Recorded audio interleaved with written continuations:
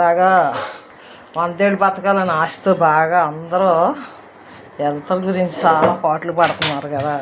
అందరికీ అన్నీ తెలుసు కానీ పిచ్చి పర్వత ఏదో చూపిస్తున్నారండి. సాయినాథ ఆయన సాయి గురువులందరికీ మా గురువులందరికీ సాష్టాంగ నమస్కారాలు చెప్పుకుంటూ మా నల్లేరు పచ్చడి చేసుకుంటున్నాం. నల్లేరు నిన్న కొయ్యటం ఏరసటం అన్నీ చూపించాం కదా. ఇది ఇలా మిరపకాయలు ఇగో ఆ ముక్కలు ఇలా నిన్నంతా అది పని 1 గంట పట్టింది దాన్ని చేయటానికి. శుభ్రం చేసి చిన్న చిన్న ముక్కలు స్పీడ్గా చేసేవాళ్ళు ఇంకా స్పీడ్గా చేసుకుంటారేమో నాకు తెలియదు కానీ నాకైతే 1 గంట పట్టింది. మా మనిషి కూడా ఇలా ముక్కలు కోసేసాను. అది నల్లేరు ముక్క, ఇది నల్లేరు ముక్క, నల్లేరు కాడ ముక్క పీసులు తీసేసింది. ఇది కొంచెం బెల్లం వేసుకుని చేసుకుంటేనే బాగుంటుందంట. మనం చేసుకోము. మనకి పనికి వచ్చేవాళ్ళు రైతులు ఉంటారు కదా పొలాల్లోని అయ్యి మా లక్ష్మణ నాన్నయ్యి ఏంటది ఆకుకూరలు పండించటం అది దెబ్బల మీద అలాగా 6 పిల్లల్ని 7 పిల్లల్ని పెంచాడంట.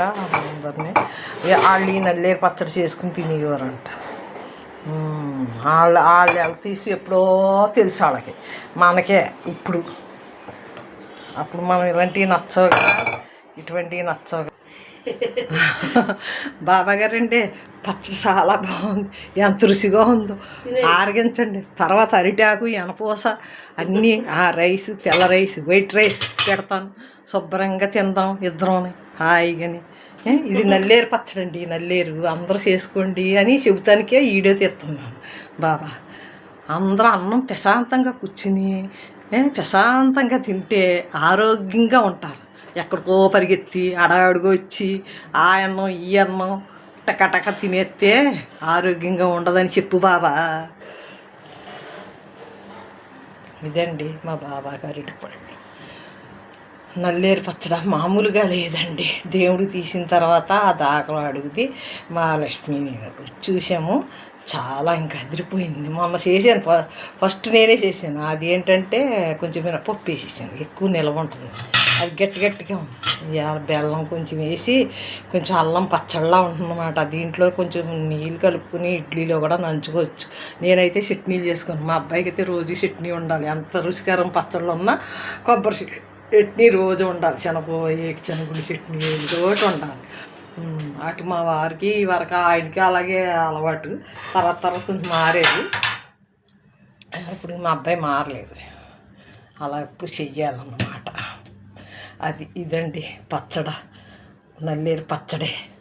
ఇవరకు పూర్వమే పనులు పొలాల మీద ఉండేవాళ్ళు, వాళ్ళు ఎండి చేపలు రొయ్యలు అలాగా ఏదో కూర వేసుకుని వండుకు తింటారని మనం చీప్గా చూసేవాళ్ళం. ఇప్పుడు అయ్యే మనం తింటే పాలం అన్నమాట. వాళ్ళు తిన్నయ్యే ఇప్పుడు మనం తింటాము.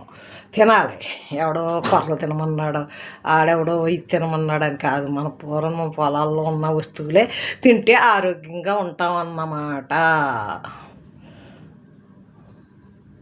నల్లేరు పచ్చడి విశేషం, చాలా బాగుంది. అమృతంలా ఉంది. అమృతం ఎక్కడ మనం తాగి చూసేమేంటి కానీ ఇదే అమృతం.